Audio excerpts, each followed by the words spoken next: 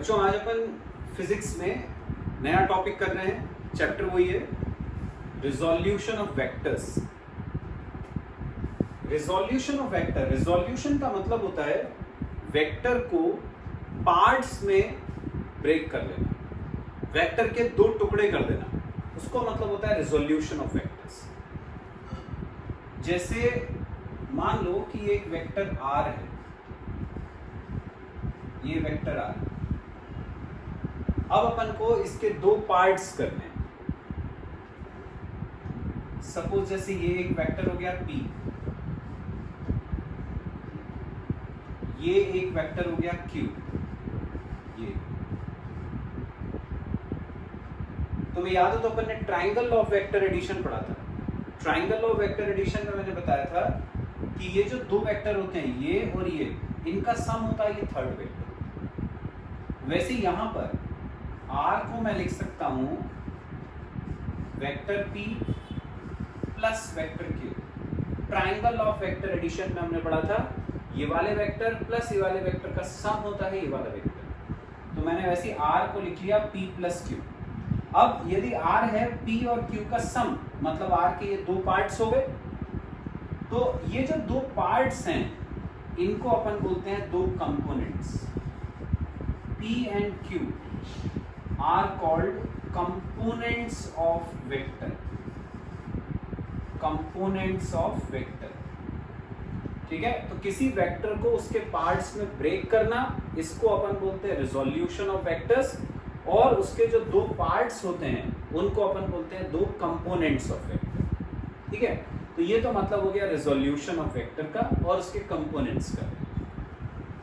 यदि मान लो ये जो दो कंपोनेंट्स हैं P और Q, यदि ये दोनों 90 डिग्री पर हैं, जैसे ये वेक्टर R, हमने दो कंपोनेंट्स लिए P ऐसा और Q ऐसा, ये यदि ये दो कंपोनेंट्स आपस में 90 डिग्री पर हैं तो फिर अपन इसको बोलते हैं रेक्टेंगुलर रिजोल्यूशन। तब ये कहलाता है रेक्टेंगुलर रिजोल्यूशन। जब 90 डिग्री पे है तो रेक्टेंगुलर रिजोल्यूशन, नहीं तो सिर्फ रिजोल्यूशन। ये जो दो कंपोनेंट्स हैं P और Q, इस केस में कहलाते हैं रेक्टेंगुलर कंपोनेंट्स। रेक्टेंगुलर कंपोनेंट्स, जबकि पहले केस में अपन ने उनको सिर्फ कंपोनेंट्स बोला। ठीक है, अब यदि मान लो अपन को P और Q की वैल्यू निकालनी है इन टर्म्स ऑफ R, तो अपन क्या करते हैं, इस एंगल को थीटा नाम दे देते हैं। अब अपन इस ट्राइंगल में लगाएं cos theta. cos theta, cos theta होता है बेस अपॉन हाइपोटेन्यूज, तो बेस P। वेक्टर नहीं लगाना है, क्योंकि जब अपन sin थीटा, cos थीटा या tan थीटा लेते हैं तो अपन जो वेक्टर है उसकी लेंथ लेते हैं, सिर्फ डिस्टेंस लेते हैं, डायरेक्शन नहीं लेते। तो ये बेस अपॉन ये हाइपोटेन्यूज, तो cos थीटा हो गया P by R, cross multiply, तो P की वैल्यू आ जाएगी R cos थीटा, ये P निकल आएगा। इसी ट्राइंगल में अपन ने लिया यदि sin थीटा। sin थीटा होता है perpendicular upon hypotenuse, Q by R, cross multiply, तो Q की वैल्यू आ गई R sin थीटा। ये अपने को दो कंपोनेंट्स पता चल गए। यदि वेक्टर R के हमने दो रेक्टेंगुलर कंपोनेंट्स करे P और Q, तो हमें पता चल गया P की वैल्यू होती है R cos थीटा, Q की वैल्यू होती है R sin थीटा। ठीक है, अब इसके ऊपर बेस्ड क्वेश्चन कैसा आता है, जैसे तुमसे बोल दिया कि एक वेक्टर है 10 न्यूटन का, तो मैं थीटा दे दिया 30 डिग्री। अब बोलेंगे बताओ इसके दो रेक्टेंगुलर कंपोनेंट्स क्या क्या हैं। तो दो रेक्टेंगुलर कंपोनेंट अपन ने देखे क्या क्या है, एक है R cos थीटा, एक है R sin थीटा। तो पहला वाला कंपोनेंट निकाला R cos theta, R vector कितने का है 10 न्यूटन का, इनटू cos थीटा, थीटा की जगह रखा 30, cos 30 √3/2, ये कट गया 5, तो ये आंसर आ गया 5√3 न्यूटन। आ गया P। सिमिलरली अपन दूसरा कंपोनेंट Q निकाल सकते हैं। आ गया समझ में? तो ऐसे जब भी अपन को वेक्टर दिया जाए, एंगल दिया जाए, तो अपन उसके दोनों components horizontal as well as vertical, ये हॉरिजॉन्टल कंपोनेंट है और ये वाला वर्टिकल, दोनों कंपोनेंट्स की वैल्यू पता कर सकते हैं। आगे समझ में? तो बच्चों अभी अपन ने देखा रिजोल्यूशन और रेक्टेंगुलर रिजोल्यूशन। अब एक चीज उसमें ध्यान रखनी है वो बता रहा हूं। देखो जैसे वेक्टर R ऐसा हो और उसके दो पार्ट्स अपन ने करे P और Q, ऐसे, इसको हमने बोला रेक्टेंगुलर रिजोल्यूशन। लेकिन ये जो वेक्टर R है ये हमेशा इसी टाइप से जाए ऐसा कोई जरूरी तो नहीं है। वेक्टर R का डायरेक्शन कोई भी हो सकता है। तब उस केस में अपन दो कंपोनेंट्स कैसे करते हैं वो बता रहे हैं। ठीक है, अभी तो R ऐसा था तो एक अपन ने हॉरिजॉन्टल डायरेक्शन में कंपोनेंट बना लिया ऐसा, एक वर्टिकल में बना लिया। ठीक है, लेकिन यदि R का डायरेक्शन ऐसा नहीं है, कुछ और है, तब अपन कैसे करते हैं कंपोनेंट्स को बताते हैं। सपोज जैसे ये एक सरफेस है, यहां पर मान लो ये कोई बॉडी रखी है। ठीक है, ये एक इंक्लाइंड प्लेन मान लिया। इंक्लाइंड प्लेन मतलब ऐसी कोई सरफेस है। किसी भी बॉडी का वेट तुम जानते हो हमेशा एक्ट करता है perpendicular downwards, perpendicularly downwards, vertically downwards. तो ये वेट किसी भी बॉडी का नीचे की तरफ एक्ट करता है। तो ये बॉडी का वेट हो गया जो नीचे की तरफ जा रहा है। अब मेरे को इसके दो कंपोनेंट चाहिए। ठीक है, एक कंपोनेंट मुझे चाहिए अलोंग द प्लेन, प्लेन के साथ, और एक कंपोनेंट चाहिए परपेंडिकुलर टू द प्लेन। एक वेक्टर का मेरे को इस वेक्टर के दो पार्ट्स चाहिए। एक ऐसा पार्ट चाहिए जो प्लेन के साथ एक्ट करे और एक वो पार्ट चाहिए जो प्लेन के परपेंडिकुलर एक्ट करे। तो मैं क्या करता हूं, एक ये कंपोनेंट ले लिया, ये मान लो ये P है, और दूसरा कंपोनेंट, जो भी दो कंपोनेंट रहेंगे उनके बीच में 90 डिग्री का एंगल रहता है। एक तो ये हो गया और एक उसके साथ 90 डिग्री का, ये दूसरा कंपोनेंट है। ठीक है, ये वेक्टर W, इसके मैंने दो पार्ट्स कर लिए P और Q। अब ये जो वेक्टर W है, क्योंकि ये P और Q उसी के दो पार्ट्स हैं, मतलब अपन इसको लिख सकते हैं P प्लस Q। ठीक है, कैसे कह सकते हैं कि W के ये दो पार्ट्स हैं? इस केस में अपन यूज कर रहे हैं parallelogram law of vector addition. Parallelogram law of vector addition याद करो क्या था। यदि एक वेक्टर R है, उसके अपन ने दो पार्ट्स करे P और Q, ऐसे ये, तो अपन ने क्या पढ़ा था कि यदि अपन ने इनको लेकर ऐसा पैरेललोग्राम बनाया तो ये जो दो वेक्टर्स होते हैं P और Q, उनका रिजल्टेंट वेक्टर होता है ये डायगोनल। ठीक है, P और Q का रिजल्टेंट वेक्टर होता है ये डायगोनल। तो ये जो रिजल्टेंट वेक्टर है देखो कहां से जाता है, P और Q का जो ये कॉमन पॉइंट ऑफ इंटरसेक्शन है वहां से जाता है ना। तो अपन R को बोलते हैं P और Q का रिजल्टेंट, तो R होता है दोनों का सम। यहां पे भी तुम देखो ये जो W है, ये P और Q का जो पॉइंट ऑफ इंटरसेक्शन है ये वहां से जा रहा है ना, इसका मतलब W है इन दोनों का रिजल्टेंट। तो क्योंकि वो दोनों का रिजल्टेंट है इसलिए मैं उसको लिख सकता हूं P प्लस Q। और यदि अपन ने इसको W को लिखा है P प्लस Q, मतलब P और Q इसके दो पार्ट्स हो गए। ठीक है, और दोनों के बीच का एंगल 90 डिग्री है, मतलब P और Q जो है वो इसके दो रेक्टेंगुलर कंपोनेंट्स हुए। ठीक है, ये कंसेप्ट अपने को फिजिक्स में सब जगह काम आएगा। ठीक है, इसलिए इसको ध्यान से समझना है कि जब भी अपन ऐसे वेक्टर W के दो कंपोनेंट्स करते हैं तो एक अलोंग द प्लेन, एक परपेंडिकुलर टू द प्लेन ऐसे एक्ट करता है। अब हमें ये डिसाइड करना है कि P की वैल्यू क्या होगी और हमें ये डिसाइड करना है कि Q की वैल्यू क्या होगी। ठीक है, पिछली बार अपन ने यहाँ बोला था ये वाला एंगल थीटा है, तो P आया था R cos थीटा और Q आया था R sin थीटा। ठीक है, अब वैसे अपन को P और Q की वैल्यू इस केस में निकालनी है। सपोज W और Q के बीच का जो एंगल है ये है थीटा। W और Q के बीच का एंगल अपन ने ले लिया theta.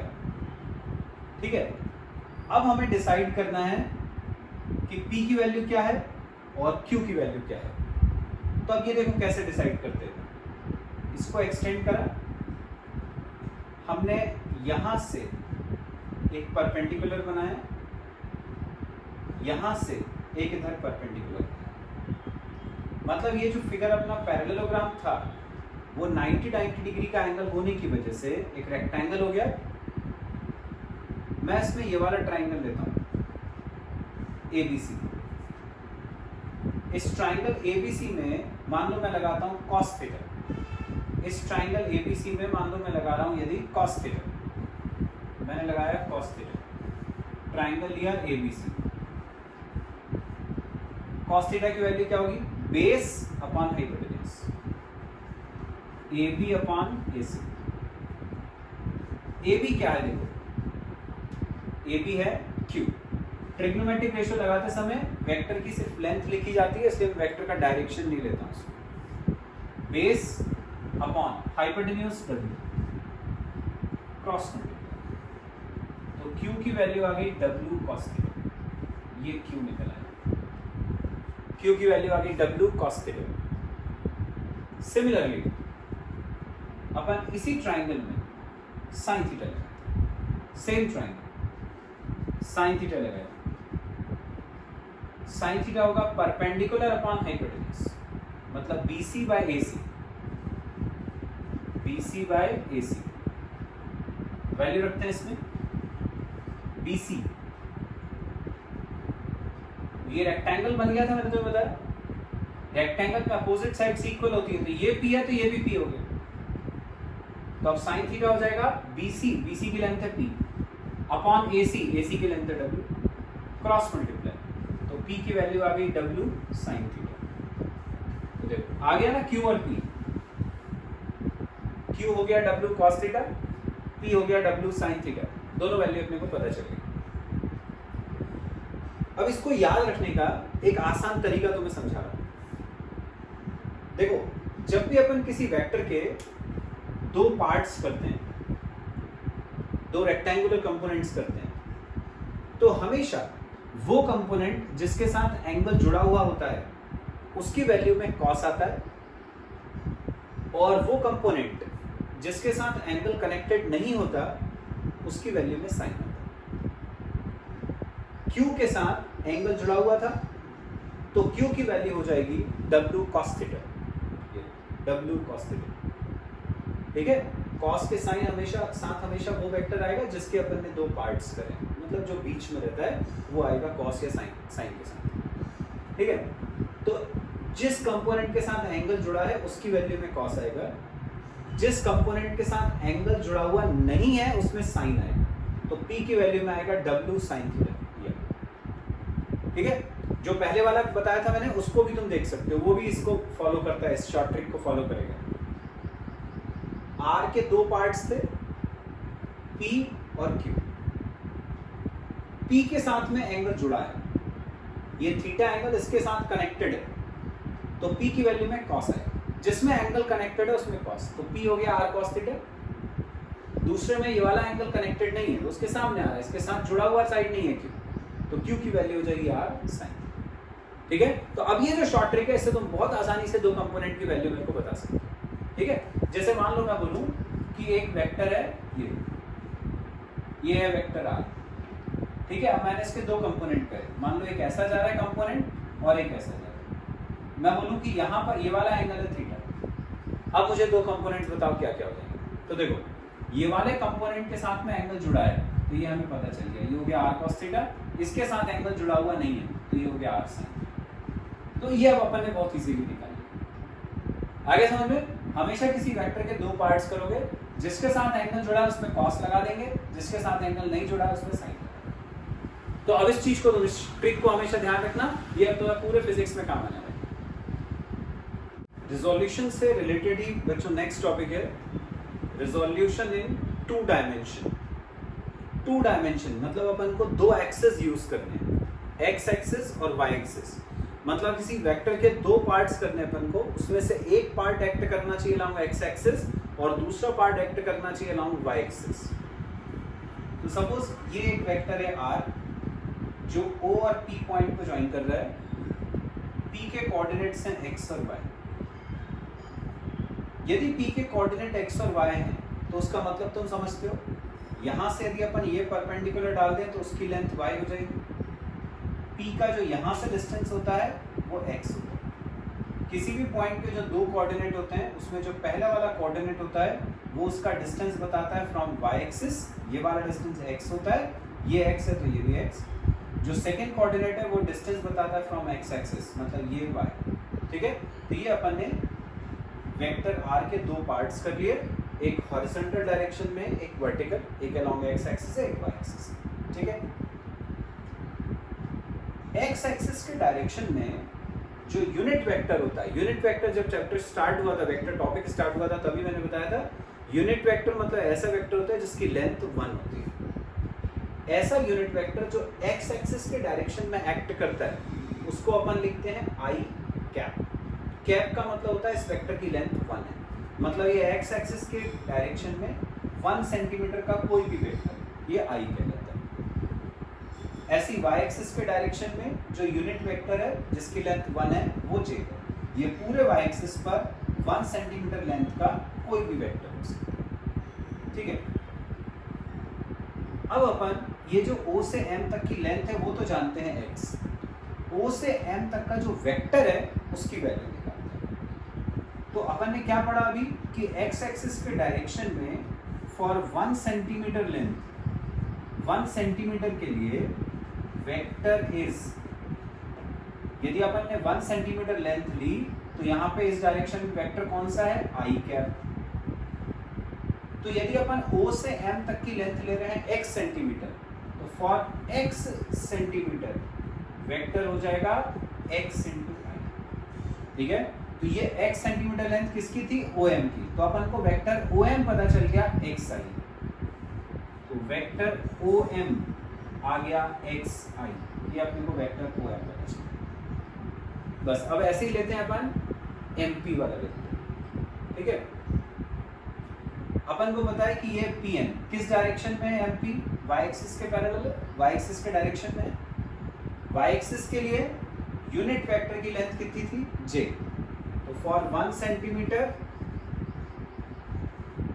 Vector is j, 1 centimetre length के लिए वेक्टर j है। तो y एक्सिस के डायरेक्शन में ये जो वेक्टर है उसकी लेंथ y है यदि, तो for y centimetre vector is yj। तो अपन को ये वाला जो वेक्टर है MP वो पता चल गया yj, तो वेक्टर MP पता चल गया yj है, वेक्टर OM पता चल गया था xi। ठीक है, तो हमें ये वाला OM और PM MP ये दो वेक्टर पता चल गए। अब अपन ट्राइंगल OMP में लगाते हैं ट्राइंगल लॉ। ट्राइंगल OMP इसमें लगाया ट्राइंगल लॉ। ट्राइंगल लॉ क्या होता है, ये वेक्टर प्लस ये वेक्टर इक्वल टू ये वेक्टर, तो ट्राइंगल लॉ से वेक्टर OP इक्वल टू होगा vector OM plus vector MP, ये आया फ्रॉम ट्राइंगल लॉ। वैल्यू रखते हैं इसमें, वेक्टर OP है R, इसकी जगह रखा R, वेक्टर OM है xi, OM की जगह रखा xi, वेक्टर MP है yj, MP की जगह रखा yj, तो ये आ गया vector R equal to xi plus yj। ठीक है, तो अपन ने वेक्टर R के दो पार्ट्स कर लिए, दोनों का सम वेक्टर R है, मतलब ये जो दो पार्ट्स हैं ये दो कैसे कहलाएंगे, कंपोनेंट्स कहलाएंगे। और कैसे कंपोनेंट है, 90 डिग्री पर है, मतलब ये इसके दो रेक्टेंगुलर कंपोनेंट्स हैं। तो वेक्टर R के ये दो रेक्टेंगुलर कंपोनेंट्स हो गए, xi एंड yj। अब फिर अपन x और y की वैल्यू निकालते हैं इन टर्म्स ऑफ R। इस एंगल को मान लिया थीटा। अभी मैंने बताया था तुम्हें कि जब अपन किसी वेक्टर के दो पार्ट्स करते हैं तो जिस कंपोनेंट के साथ एंगल जुड़ा हुआ रहता है उसकी वैल्यू में कॉस आता है और दूसरे वाले में साइन आता है। तो अपन x की वैल्यू डायरेक्ट लिख सकते हैं, यहाँ से x के साथ एंगल जुड़ा है तो इसकी वैल्यू हो जाएगी r cos थीटा। y के साथ ये वाला एंगल कनेक्टेड नहीं है तो उसकी वैल्यू होगी r sin थीटा। ये x और y की वैल्यू आ गई। अब इस वैल्यू को तुम चाहो तो ऐसे भी निकाल सकते हो, सिंपल। यहाँ पे cos थीटा लगाया, base upon A, cos theta हो जाएगा x upon r, cross multiply x equal to r cos theta. ठीक है, वैसे भी कर सकते हैं। अब अपन इसी ट्रायंगल में यदि पाइथागोरस लगा दें तो क्या आ जाएगा, r square equal to x square plus y square. यहां से r की वैल्यू होगी under root x square plus y square. यदि मान लो कभी तुम्हें दो कंपोनेंट जो है x और y उनकी वैल्यू दी हो तो अपन वेक्टर r जो है वो भी पता कर सकते हैं यहाँ से। आ गया समझ में? ये जो वेक्टर r है जो किसी पॉइंट को ओरिजिन से कनेक्ट कर रहा है, ये जो वेक्टर r है ये ओरिजिन को पॉइंट p से जोड़ रहा है। तो ओरिजिन को पॉइंट p से मिलाने वाला, p कोई भी पॉइंट होता है, ओरिजिन को पॉइंट p से मिलाने वाला जो वेक्टर होता है इसको अपन बोलते हैं पोजीशन वेक्टर। तो वेक्टर r का नाम होता है पोजीशन वेक्टर। किसको ज्वाइन कर रहा है? ओरिजिन को पॉइंट p से ज्वाइन कर रहा है, तो ये पोजीशन वेक्टर ऑफ p कहलाता है। तो वेक्टर r को अपन बोलते हैं पोजीशन वेक्टर ऑफ p। ठीक है, अब इसके ऊपर बेस्ड क्वेश्चन कैसे आ सकता है? तुम सब बोल देंगे कि एक पॉइंट है p, उसके कोऑर्डिनेट्स हैं 2 और 3, बोलेंगे बताओ इसका पोजीशन वेक्टर क्या है। तो अपन ने क्या देखा कि यदि पॉइंट p के कोऑर्डिनेट x और y है तो उसका पोजीशन वेक्टर क्या आया था, xi प्लस yj। मतलब जो भी x कोऑर्डिनेट है वो यहाँ आ जाएगा i के साथ, जो भी y कोऑर्डिनेट है वो यहाँ आ जाएगा j के साथ। अब मैं क्या बोल रहा हूँ, पॉइंट के कोऑर्डिनेट क्या है 2 और 3, मतलब x हो गया 2, y हो गया 3, बस तो रख देते हैं। x की जगह रखा 2 तो ये हो गया 2i, y की जगह रखा 3 तो ये हो गया 3j, ये बन गया वेक्टर 2i प्लस 3j। ठीक है, तो ये इस पॉइंट p का पोजीशन वेक्टर पूछा था यदि तो वो निकल आया। अब यदि तुमसे बोलेंगे कि इस पोजीशन वेक्टर का मैग्नीट्यूड बताओ, लेंथ बताओ, तो अपन ने r का फॉर्मूला पढ़ा, under root x square plus y square. X और y की वैल्यू रख देते हैं। x की जगह रखा 2 तो 2 का स्क्वायर 4, y की जगह रखा 3, 3 का स्क्वायर 9, ये क्या आ गया अंडर रूट 30। ये अपने को वेक्टर r पता चल गया और ये अपन ने उसका मैग्नीट्यूड पता किया। Got it? तो बच्चों अभी अपन ने देखा रिजोल्यूशन इन 2 डायमेंशन। 2 डायमेंशन का मतलब मैंने बताया था जिसमें 2 एक्सिस होंगे, एक x एक्सिस और एक y एक्सिस। अब अपन देख रहे हैं रिजोल्यूशन इन 3 डायमेंशन। 3 डायमेंशन का मतलब अब इसमें अपने को 3 एक्सिस लेने हैं, x, y और z। x और y एक्सिस तो तुम जानते हो, शुरू से पढ़ते आ रहे हो। ठीक है, ये x एक्सिस, ये इसके परपेंडिकुलर y एक्सिस है ना, ये x एक्सिस होता है, ये y एक्सिस। z एक्सिस कैसा होता है? z एक्सिस होता है जो इन दोनों के साथ परपेंडिकुलर हो, इन दोनों के साथ परपेंडिकुलर ऐसा। ये x एक्सिस, ये y एक्सिस, तो z एक्सिस ऐसा। ठीक है, जैसे अपन इन 2 उंगली और अंगूठे को ऐसे रखें तो ये x एक्सिस, ये y एक्सिस और ये वाला z एक्सिस। ठीक है, ऐसे 3 एक्सिस होते हैं। तो अब अपन को वेक्टर का रिजोल्यूशन देखना है इन 3 डायमेंशन, मतलब उसमें x, y और z एक्सिस भी इंक्लूड करना है। फिगर बनाते हैं इसका।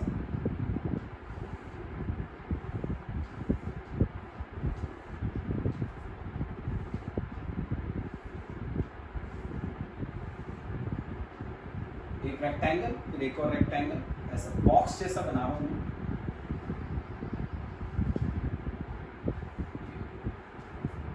ये बन गया, ये O, A, B, C, D, E, F, G, ये अपन ने वर्टिसेस को नाम दे दिया। O से इस पॉइंट को ज्वाइन करने वाला ये एक वेक्टर है R। हमें इस वेक्टर R के 3 कंपोनेंट्स निकालने, 3 पार्ट्स निकालने। पिछली बार 2 निकाले थे, एक अलोंग x एक्सिस था, एक अलोंग y एक्सिस था, एक मैंने बोला था xi है, एक है yj। वैसे इस वेक्टर R के 3 पार्ट्स करने, एक एक्ट करना चाहिए अलोंग x एक्सिस, एक एक्ट करना चाहिए अलोंग y एक्सिस और एक एक्ट करना चाहिए अलोंग z एक्सिस। ऐसे 3 पार्ट्स करने। ये अपना x एक्सिस हो गया जिसके डायरेक्शन में यूनिट वेक्टर i एक्ट करता है। ये हमारा y एक्सिस हो गया जिसके डायरेक्शन में यूनिट वेक्टर j एक्ट करता है। ये हमारा z एक्सिस होता है। ठीक है, जैसे ये बॉक्स है तो उसमें ये जो OD वाली साइड है वो ऐसे सामने की तरफ आएगी ठीक है। तो वो जो OD वाली साइड सामने की तरफ आ रही है वो अपना Z एक्सिस हो गया, ये Z एक्सिस। Z एक्सिस के डायरेक्शन में जो यूनिट वेक्टर है उसको अपन ने K मान लिया, ठीक है। ये 3 यूनिट वेक्टर्स हैं। अब नीचे वाला जो ट्राइंगल है मैं उसमें ये OE को ज्वाइन करूँ, ये OE को ज्वाइन करूँ। OD की लेंथ देखना है कितनी है, OA की देखना है और ये OC की देखना है। OA ये क्या है, इस बॉक्स की लेंथ है, ठीक है। चाहे तुम OA बोल दो, चाहे DE बोल दो, चाहे CB बोल दो, चाहे GF बोल दो, ये सब लेंथ हो जाएगी बॉक्स की। ये X हो गया, ये X मतलब ये भी X।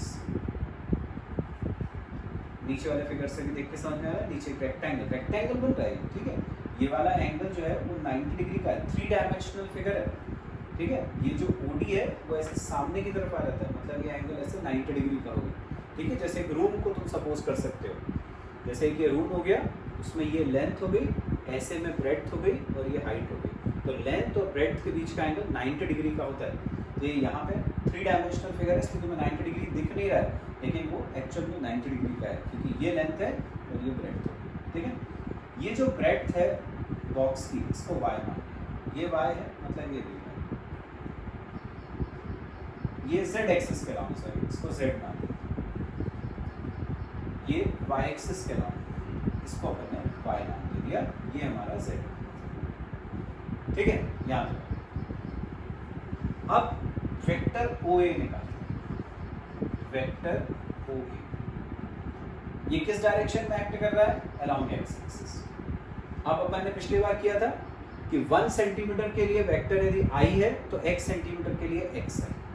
देखो यहाँ भी वैसे ही हो जाएगा, वेक्टर OA x सेंटीमीटर का है, उसके डायरेक्शन यूनिट वेक्टर I है, तो 1 सेंटीमीटर के लिए I है तो x सेंटीमीटर के लिए x है। तो वेक्टर OA की वैल्यू आ गई x है। अब देखो OA किसके बराबर है, OA की लेंथ x है, DE की लेंथ भी x है। OA भी उस डायरेक्शन में जा रहा है, DE भी उस डायरेक्शन में जा रहा है, ठीक है। ये डायरेक्शन और ये डायरेक्शन दोनों पैरेलल है, मतलब दोनों का डायरेक्शन सेम है।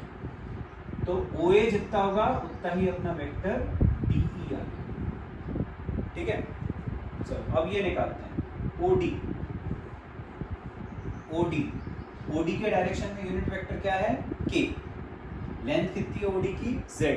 तो जैसे OA XI था वैसे OD हो जाएगा ZK, ये OD पता चल गया। तो अब अपन को ये जो नीचे वाला ट्राइंगल है उसमें हमें OD पता है और DE पता है, ये दोनों पता है। तो अब अपन इसमें ट्राइंगल लॉ लगाते हैं, ट्राइंगल लॉ लगाकर OE की वैल्यू निकालें। ट्राइंगल लॉ से अपन को क्या पता है, इसका और इसका सम इक्वल टू होता है ये वाला। तो ट्राइंगल ODE लिया, इसमें हमें पता है vector OD plus vector DE equal to होता है वेक्टर OE। ट्राइंगल लॉ लगाते समय यदि कभी तुम्हें कंफ्यूजन हो कि तुमने इक्वेशन जो लिखी है वो सही लिखी है या नहीं, उसकी एक ट्रिक बता रहा हूँ।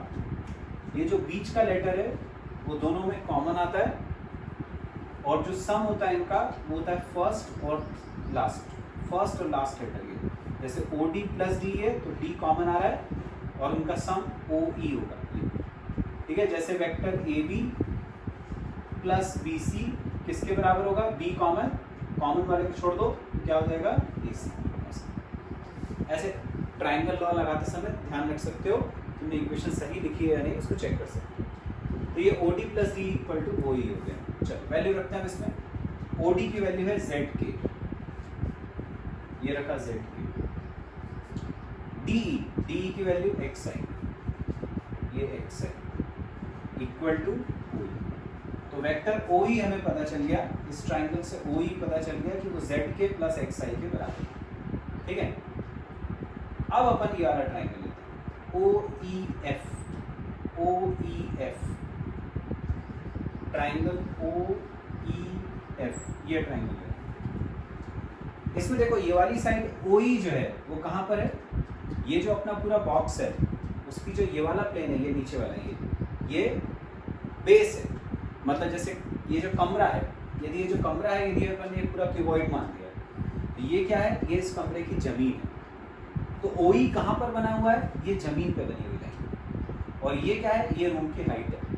तो अपन को पता है जमीन पे यदि तुम कोई लाइन बनाओगे और फिर हाइट बनाओगे तो वो लाइन और हाइट के बीच का एंगल 90 डिग्री, ठीक है? ये वाली लाइन जमीन पे लाई कर रही है और ये हाइट है रूम की, तो दोनों के बीच का ये वाला एंगल ये 90 डिग्री, ठीक है? तो अब ट्राइंगल OEF को ले रहा हूँ। ट्राइंगल OEF में मैं लिख सकता हूँ OE plus EF equal to OF। OE plus EF equal to vector OF। वही चेक कर सकते हो, बीच का लेटर सेम और दोनों का सम ये फर्स्ट और लास्ट नंबर दिया। वैल्यू डालते हैं। OE तो हम निकाल चुके, ZK प्लस XI ये निकाला था, इसको यहाँ रख देते हैं। OE की जगह रखा ZK प्लस XI, ये OE हो गया। EF देखना है कितना, देखो EF ये हाइट है रूम की हाइट चाहे यहाँ ले लो, चाहे यहाँ ले लो, चाहे यहाँ ले लो, चाहे यहाँ ले लो, हर जगह सेम रहेगी। तो उसकी हाइट कितनी है? y, और ये y किस डायरेक्शन में जा रहा है? ये जा रहा है along y axis. y axis का डायरेक्शन में यूनिट वेक्टर क्या होता है? j। तो इसकी लेंथ क्या होगी? yj। EF की लेंथ होगी yj। वही 1 सेंटीमीटर के लिए लेंथ j है, तो y सेंटीमीटर के लिए yj। ये आ गया वेक्टर OF। वेक्टर OF का नाम क्या था? वेक्टर OF का नाम था R। ये तो R की वैल्यू अपने को पता चल गई। R इक्वल टू हो गया, x वाले को पहले लिख लेता हूँ, तो XI plus YJ plus ZK। तो ये अपने को वेक्टर R पता चला, ठीक है? 2 डायमेंशन में क्या आया था? 2 डायमेंशन में आया था XI प्लस YJ। ये 3 डायमेंशन है तो उसमें Z और आ जाता है, तो XI plus YJ plus ZK इन 3 डायमेंशन। बहुत इंपॉर्टेंट है ये, आगे सब जगह काम आने वाला है।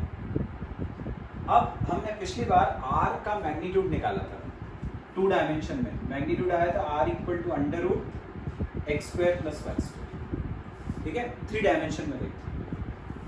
पहले वही ट्राइंगल लिया ODE जो अपन ने यहाँ लिया था। ट्राइंगल ODE में मैंने बोला था ये जो है ये ब्रेड्थ हो गई रूम की, ये लेंथ हो गई रूम की।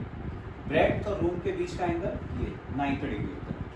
ये रूम की ब्रेड्थ है, ये रूम की लेंथ है, दोनों के बीच का एंगल 90 डिग्री होता है। ये वाला एंगल 90 डिग्री है, तो ODE में पाइथागोरस लगाते हैं। OD square plus DE square equal to होगा OE square. OD square plus DE square equal to OE square. ये ट्राइंगल ODE में पाइथागोरस लगाता है। सेकंड ट्राइंगल अपन ने लिया था OEF, वही फिर से लेना OEF। इसमें बता चुका हूँ तुम्हें, ये वाला जो OE साइड है ये जमीन पे बना है और ये हाइट है, दोनों के बीच का एंगल 90 डिग्री है। इसमें लगाते हैं पाइथागोरस OEF में। OEF में लगाएंगे तो OE square plus EF square equal to OF square. OE square plus EF square equal to OF square. ये अपन ने OEF में लगा दी पाइथागोरस। वैल्यू रखेंगे अब OE स्क्वायर की पूरी वैल्यू यहाँ डाल देंगे OE स्क्वायर की जगह। तो OE स्क्वायर की जगह आ गया OD square plus DE square, ये OE स्क्वायर की जगह प्लस EF स्क्वायर ऐसे ही है इक्वल टू में OF स्क्वायर, वो भी ऐसे। अब सबकी वैल्यू डालते हैं। OD की लेंथ थी Z, यहाँ रखी, तो ये हो गया Z स्क्वायर। DE की लेंथ थी X, यहाँ रखा X, तो ये X स्क्वायर। EF की लेंथ वही होगी, ये हाइट है, जितनी यहाँ है उतनी यहाँ Y, ये हो गया Y square equal to OF square. OF की लेंथ कितनी है? R, ये आ गया R स्क्वायर। तो R स्क्वायर की वैल्यू होगी x square plus y square plus z square. यदि अपन यहाँ से R निकालें तो इस पर रूट आ जाएगा, तो R आ गया under root x square plus y square plus z square. ये R आ गया, मतलब अपने को रिजल्टेंट का जो लेंथ था, मैग्नीट्यूड था, वो पता चलेगा। तो 2 डायमेंशन में बच्चों क्या आएगा फॉर्मूला? 2 डायमेंशन में वेक्टर R था xi प्लस yj, 3 डायमेंशन में xi plus yj plus z किया जाता है। 3 डायमेंशन में रिजल्टेंट का मैग्नीट्यूड क्या हो जाता है? Under root x square plus y square plus z square. R को इसमें भी वही पोजीशन वेक्टर बोलते हैं जैसे 2 डायमेंशन में बोलते हैं, बस इसमें जो कोऑर्डिनेट्स रहेंगे वो 3 रहेंगे। ठीक है, जैसे इसका क्वेश्चन यदि आएगा तो तुम्हें कोई पॉइंट के 3 कोऑर्डिनेट्स दे देंगे, मान लो ये 3 दे दिए 2 3 4, अब बोलेंगे इसका पोजीशन वेक्टर निकालो, तो पोजीशन वेक्टर क्या हो जाएगा 2i, y की जगह 3 है, plus 3j plus 4k, vector R आ गया 2i plus 3j plus 4k। उसका मैग्नीट्यूड पूछा है तो अंडर रूट 2 का स्क्वायर प्लस 3 का स्क्वायर प्लस 4 का स्क्वायर, तो रिजल्टेंट का मैग्नीट्यूड। Got it?